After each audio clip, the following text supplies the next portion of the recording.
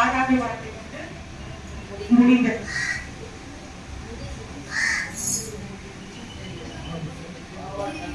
யோவான் 6ஆம் அதிகாரம் 38வது வசனம்.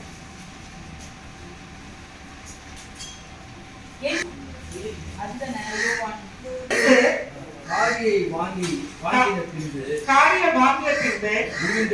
முடிந்தது என்று சொல்லி தலையை சாய்த்து ஆவியை என்ன சொல்றாருன்னா, கடைசி வந்து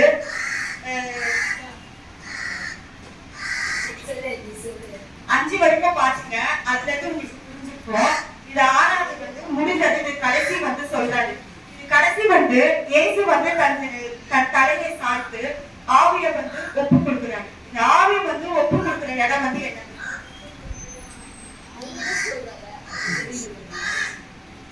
பிதா இடத்துல கொடுக்குறாங்க. சரிங்களா?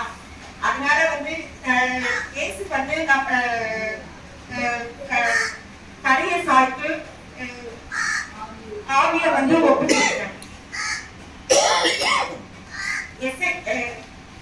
ஏசாயா 53:5-6. நம்முடைய மீறுதல்களின் நிமித்தம் அவர் காயப்பட்டு நம்முடைய அக்கிரமங்களின் நிமித்தம் அவர் நொறுக்கப்பட்டார். நமக்கு சமாதானத்தை உண்டு பண்ணும் ஆக்கினை அவர் மேல் வந்தது. அவருடைய தழும்புகளால் குணமாகிறோம்.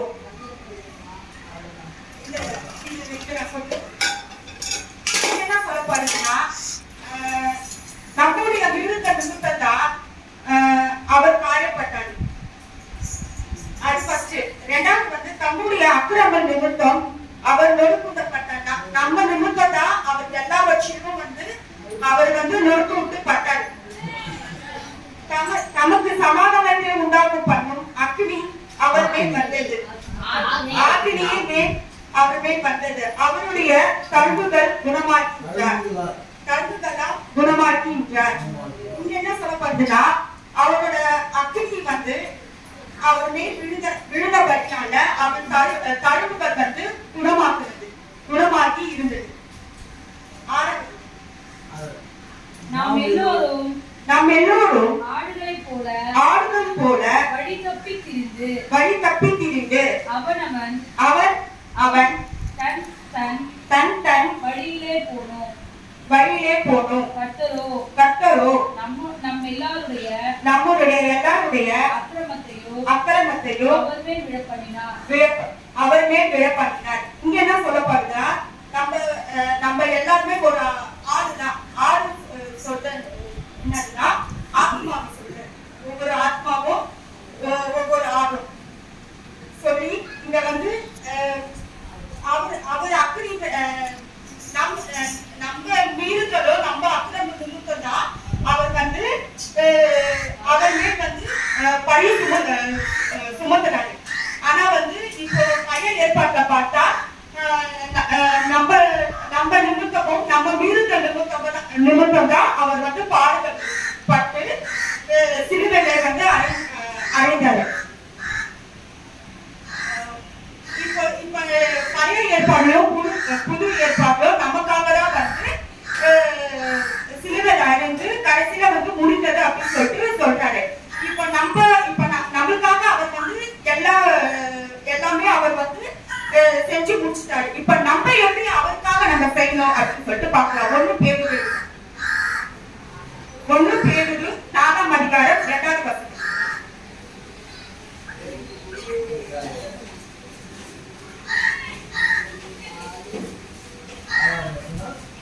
4வது வசனம் 2வது 4வது அதிகாரம் 2வது வசனம்.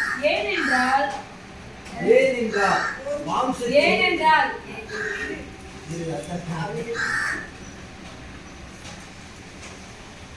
மாம்சத்தில் பாடுபடுகிறவன் இனி மாம்சத்தில் இருக்கும் காலம் வரைக்கும் மனுஷருடைய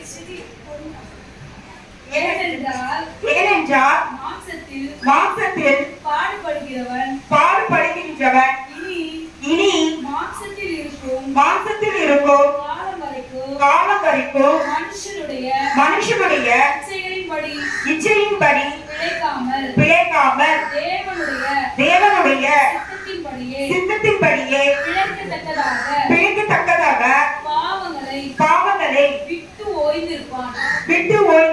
இங்க என்ன சொல்லப்படுதுன்னா பேதுரு வந்து முன்னாடி பார்த்தோம்னா பேதுரு அப்போஸ்தலனாகிய பேதுரு வந்து ஒரு லெட்டர் மாதிரி எழுதி கொடுக்குறாரு. அதுதான் நீங்க இத வந்து நபுல்வாக தான் வந்து சொல்றாரு. மாம்சத்தை வந்து ஏனென்றால் மாம்சத்தில் பாடுபடுகின்றவன் இனி மாம்சத்தில் இதாகால் இருக்கும் காலம் வரை மனுஷனின் இச்சையில் பிழைக்காமல். நீங்க என்ன சொல்லலாம், மாம்சனா ஃபுல் சரீரத்துல வந்து பாடு இருக்குதா, கடைசி மரணம் வரைக்கும் என்று நம்ம ஜீவன் போற வரைக்கும் அந்த போராட்டம் இருக்குதா, அதுல வந்து நம்ம வந்து ஜெயித்து நிக்கணும். இப்ப இயேசு எப்படி எல்லாவற்றையும் நமக்காக சிலுவையில எல்லாமே இந்த 5, 6 மொத்தம் 7 இதுல நமக்காக தான் வந்து இயேசு வந்து சிலுவையில அரைஞ்சு எல்லாமே இருந்தாரு. அதே போலதான் நம்ம இந்த மாம்சத்தையும் இந்த ஜீவன் இருக்கிற வரைக்கும் இந்த மாம்ச போராட்டம் இருக்கும் தான். ஆனா அதை ஜெயித்து தன் இச்சைகளை வந்து தேவ சித்தத்தின்படியே நம்ம வந்து பிழைக்கணும். இப்போ நான் என்னைய வச்சு சொல்றேன். இப்போ நான் நிறைய விஷயத்துல ஸ்டார்டிங்ல வந்து நான் வந்து மாம்சத்துலதான் எல்லாவற்றிலும் யோசிக்கிறது, பேசுறது எல்லாமே வந்து நான் மாம்சத்துலதான் ஃபர்ஸ்ட் வந்து நான் முடிவே எடுப்பேன். கொஞ்சம் கூட நான் யோசிக்க மாட்டேன். டக்கு டக்குன்னு பேசுவேன், டக்குன்னு மத்தவங்களை எடுத்து என்ன ஏது கூட பார்க்காம மாசத்துல எல்லாவற்றையும் நான் பேசிட்டேன். ஆனா இப்ப வேதத்துல நான் ஒரு 2-3 நாளா பார்க்கும் போது தெரிஞ்சு அப்போ நம்ம எவ்வளவு மாசத்துல வந்து நம்ம எடை கொடுத்து சரீரத்துல நம்ம எடை கொடுத்து வச்சிருக்கிறோம் அப்படின்னு சொல்லிட்டு தெரியுது. அப்போ இது தேவனோட சித்தத்தின்படியே பிழைக்கத்தக்க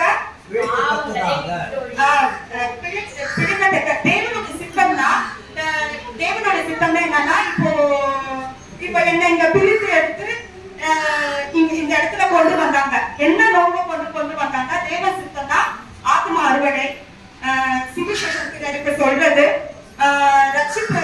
அவங்க ஃபர்ஸ்ட் நம்ம மாசத்தை சேர்த்து பிறருக்கு சுவிசேஷம் சொல்லி அவங்களும் ரட்சிப்புக்குள்ளாக அவங்க வந்து மாறணும். அது வந்து அதுதான் தேவனோட சித்தம். அப்புறம் ஊழியத்துக்கு போறது, அப்ப அங்க பிறருக்கு சுவிசேஷம் சொல்றது, வார்த்தை வச்சு பேசுறது, அதெல்லாம் வந்து நம்ம வந்து இந்த நம்ம ஜீவன் இருக்கிற வரைக்கும் இது எல்லாமே நம்ம வந்து சொல்லி இருக்கணும். இந்த பாவம் வந்து என்னன்னா சரீரத்தை குடிக்குது. இந்த பாவத்துல எப்படி சொல்றது, இச்சைன்னா வந்து இப்போ ஒரு பொருள் வந்து ஒருத்தங்க வந்து எடுக்கிறாங்க, ஒரு பொருள் வந்து எடுக்கிறாங்க. அந்த பொருள் வந்து இப்போ அம்மா எடுக்கிறாங்கன்னு வச்சுக்கோங்க. அந்த பொருள் அந்த உலக காரியத்துல ஏதோ ஒன்று எடுக்கிறாங்க, ட்ரெஸ்ஸே வச்சுக்கோங்க.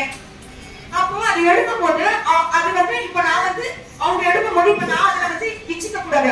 அம்மா நல்லா எடுத்துட்டாங்களே, நம்மளும் ஒரு ட்ரெஸ் எடுத்துக்கணுமே, இதுவும் நல்லா பர்ஃபெக்டா இருக்கணுமே அப்படின்னு சொல்லிட்டு இப்ப ட்ரெஸ் மட்டும் இல்ல, நிறைய இருக்குது இச்சை நம்ம பாக்குறது.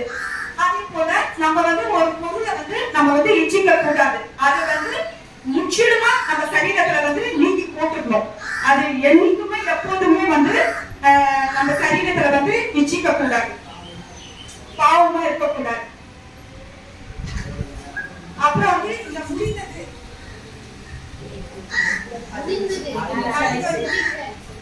முடிந்ததுன்னா என்ன அர்த்தம்னா, வார்த்தைகள் காரியங்கள் அடக்கி இருக்கின்றவர். இது வந்து இந்த முடிந்தது வார்த்தை வந்து எல்லாவற்றிலுமே இந்த வார்த்தையை குறித்து ஒரு பெரிய காரியங்களை வந்து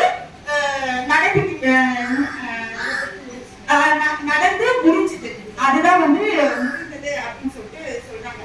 பழைய ஏற்பாடுக்கும் புதிய ஏற்பாடுக்கும் இதுதான் வித்தியாசம். புரிஞ்சுதுங்களா? தேவனுக்கு வார்த்தை கொடுத்ததுக்காக நன்றியோட ஸ்தோத்திரிக்க. தேவனுக்கு நாமக்கு ஸ்தோத்திரம்.